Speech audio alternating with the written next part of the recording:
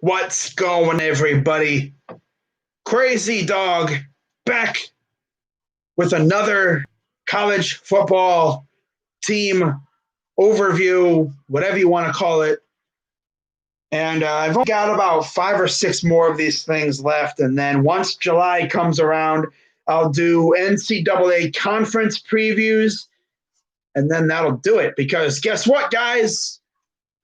Next month is going to be hella busy from what I'm hearing. From what I hear, of course, you got like those conference previews that I talked about. I'm going to be hopefully doing an Indians season preview live stream in what should have been around mid-season, if they ever figure that out. And then, of course, I'll have my Browns position previews heading into training camp. Those are coming regardless. And then, of course, I'll have playoff streams for basketball and maybe even hockey. Because if I do hockey streams, I'm going to change it up to where instead of me trying to be a commentator, it's essentially just going to be a watch party. Yeah, I would just react to what's going on. If I even do those, I might just stick to like basketball and stuff, but who knows? But anyways, you see by the title in this one, I am doing the USC Trojans, one of the most historic teams in college football. It's kind of weird, though, because according to the USC Trojans Wikipedia page, it says they've been playing ball since 1888, so 132 years. But yet you go on the site that I usually use for history and stuff, something's up with that. They've been playing ball for a very, very long time. And their record is, according to the site, not Wikipedia, by the way, but 763, 310, and 40. Of course, their adjusted win-loss record is 749, 310, and 0, and 40, excuse me. They've played in, technically, I guess you could say, 3 conferences and an independent.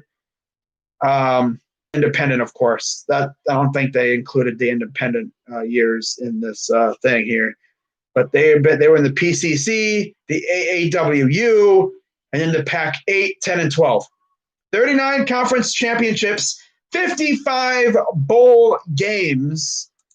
And if you're wondering about how many natties do they have? Well, they have a lot. They have 11 claimed national titles, 6 unclaimed, and then, of course, 2 division titles, 7 Heisman winners, of course, 1 vacated, Reggie Bush. By the way, it was announced a couple of days ago that they are ending their dissociation with him. So essentially that means Reggie Bush can now show up at, the Coliseum and essentially be on USC grounds.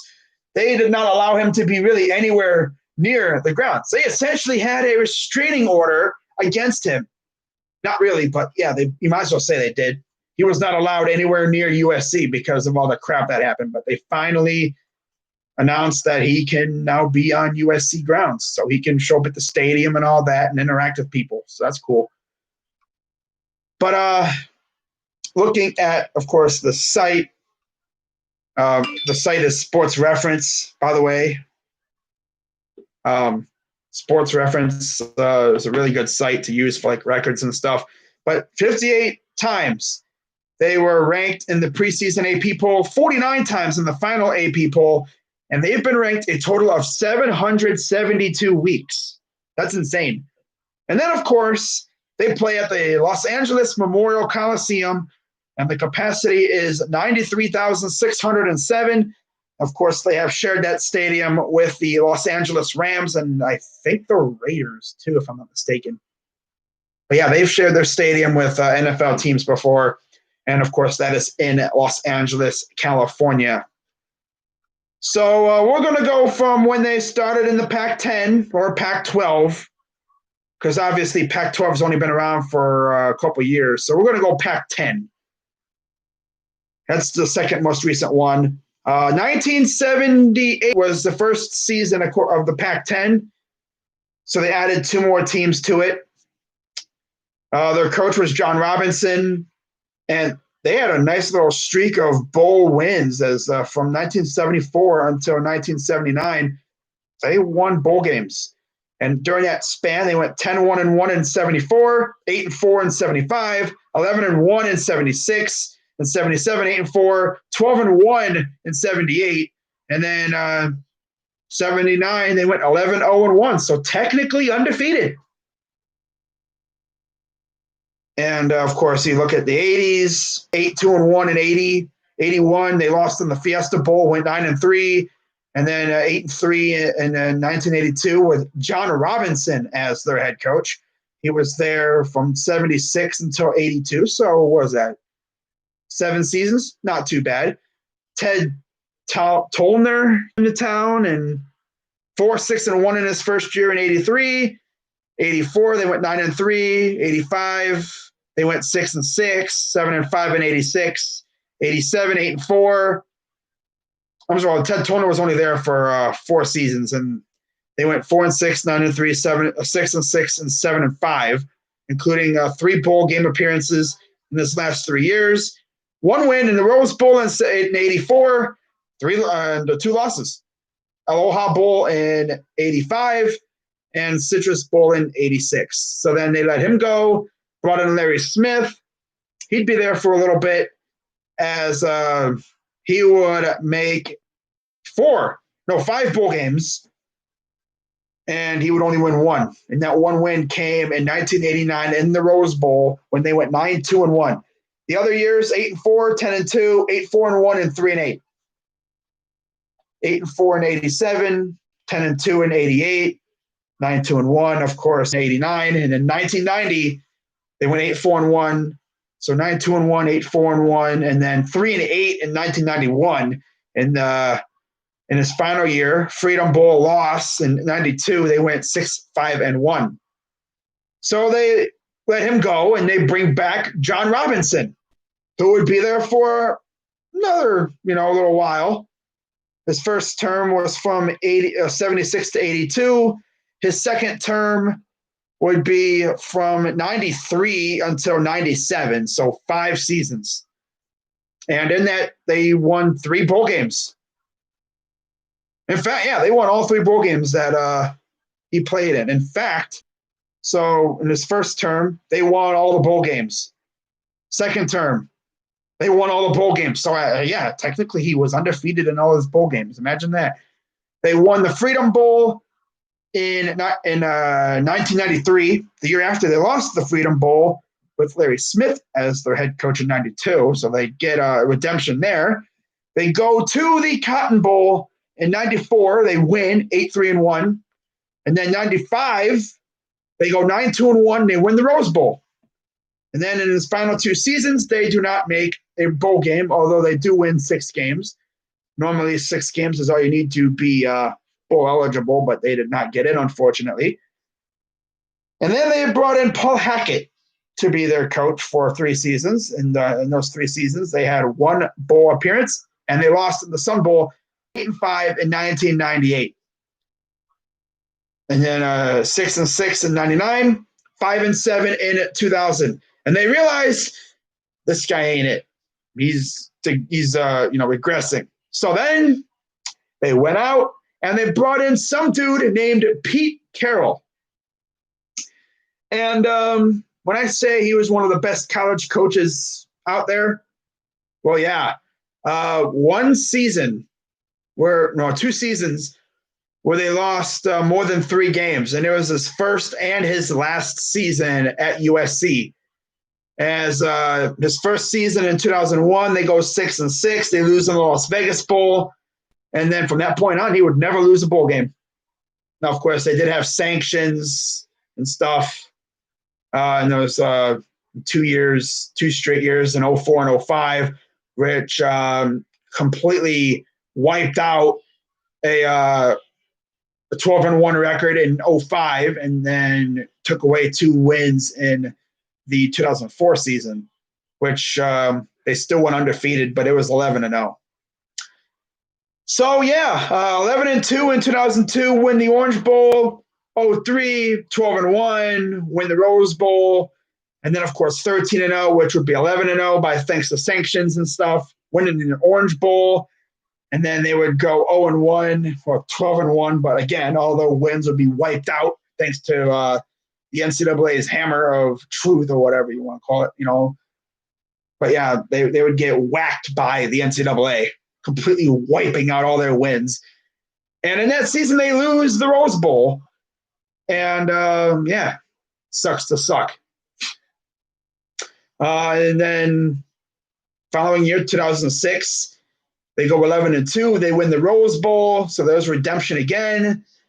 Then the next year, they go to the Rose Bowl again. They win 11-2. Then they go 12-1, and then you guessed it, they win the Rose Bowl. Yes, that's 5 Rose Bowls in 6 years under Pete Carroll. That's crazy. That tells you that they were good enough to be a national championship contender, but they were not good enough to get in the national championship unless there was the Rose Bowl, which they did win a national title. Of course, I believe it was against Texas. Yeah. No, it wasn't. No, that was when they lost. That's right. Yeah. Because, but they did do really, really good with Pete Carroll.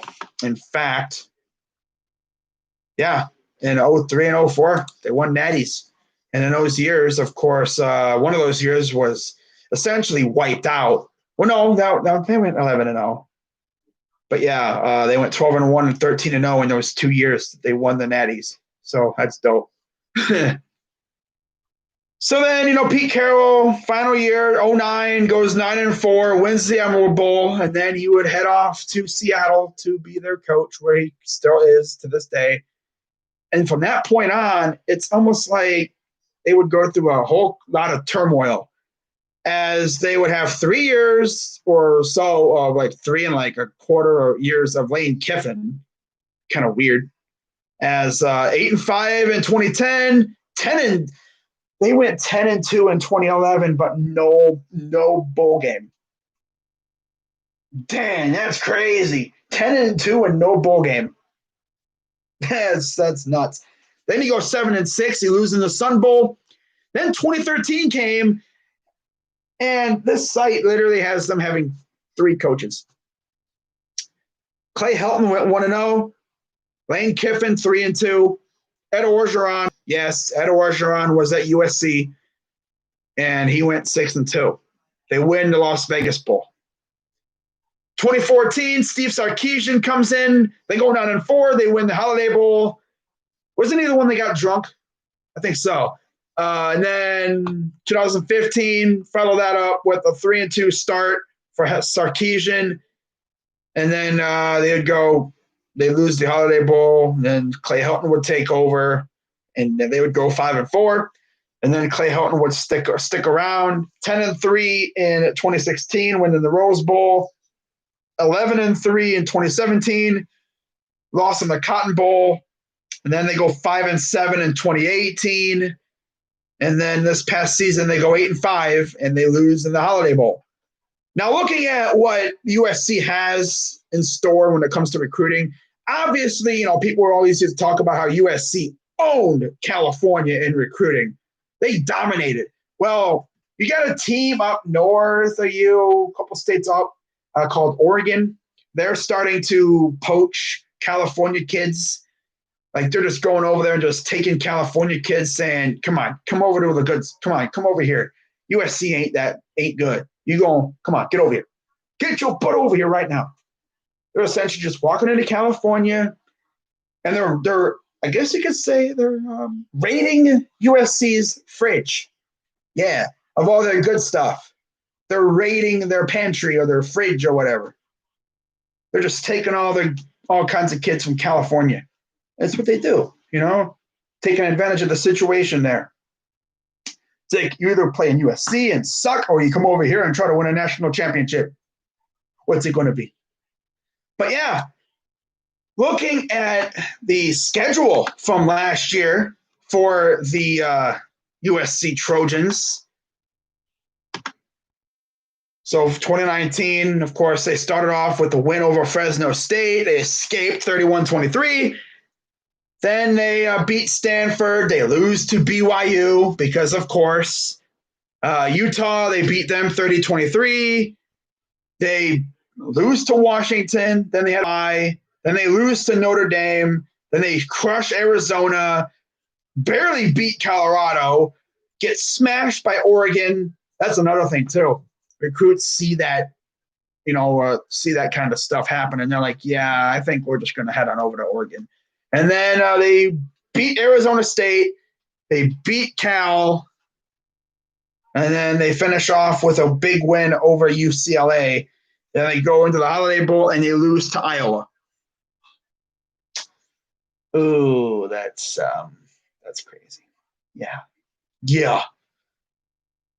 So what do they have on their plate for this year? Well, we know they play Alabama.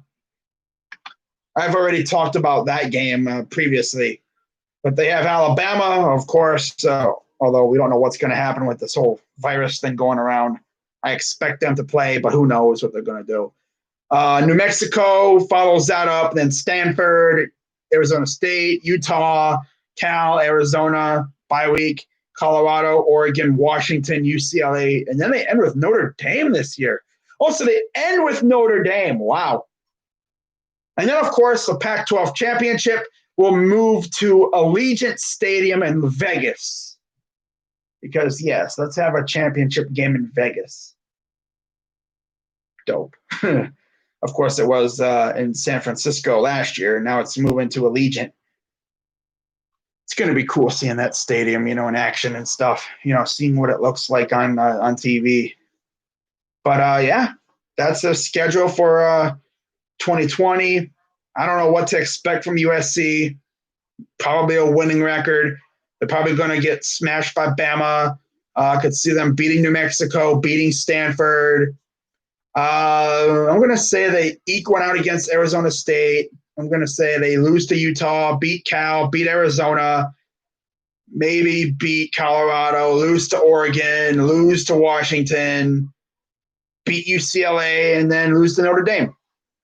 So they go, what is that now? 1, 2, 3, 4,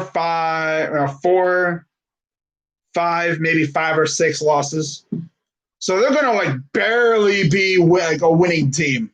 But then again, maybe they lose only 4 games. I don't know, because I don't watch USC football.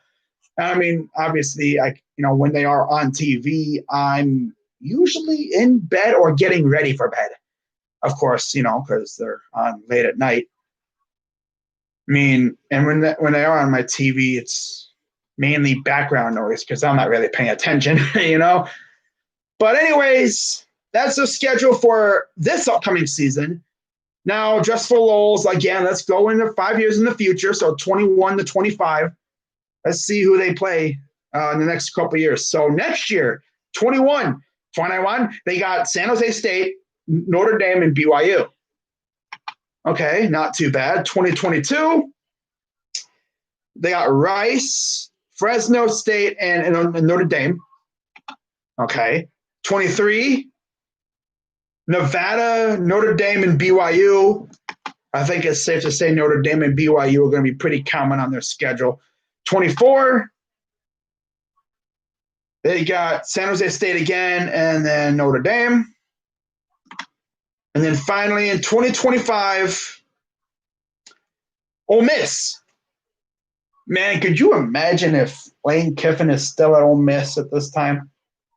Lane Kiffin facing his old team, the team that he coached for a little while. That would be crazy. That would be nuts. But who knows if Kiffin's going to stick around at Ole Miss, It's either they suck and he gets canned, or maybe he's really good and he finds a better situation. But honestly, no one really knows what's going on over there at, USC or Ole Miss or whatever. But, yeah, that's pretty much all I'm going to say.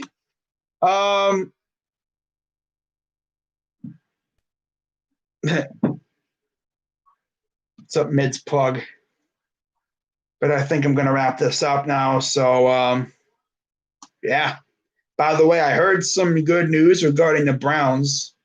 I'm pretty sure you guys have heard by now, but the Browns are talking to Myles Garrett about an extension. I expect it to come probably right when training camp starts. That'd be the good time to get it done before the season and essentially when he's in the area, when the timing is right for him. Get it done before the season so he doesn't have to worry about it.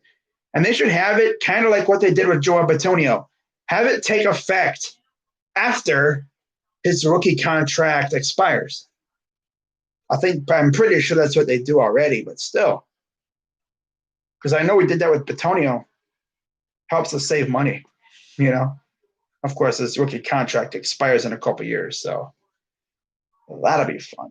But that's going to wrap it up for this live stream. And shout out to everybody who, the one person that's watching. I know not a lot of people really care about USC, but yeah, whatever, figured I'd pop out a USC one. It kind of fits because the news about Reggie Bush, but yeah, no one really cares about USC. I just figured I'd talk about them a little bit because they're a storied program. They were a dynasty for a while there. But that's going to wrap it up. So I'll see you guys probably on Monday or Tuesday for my next one. Hopefully the Browns do some stuff between that time so I can put some videos out.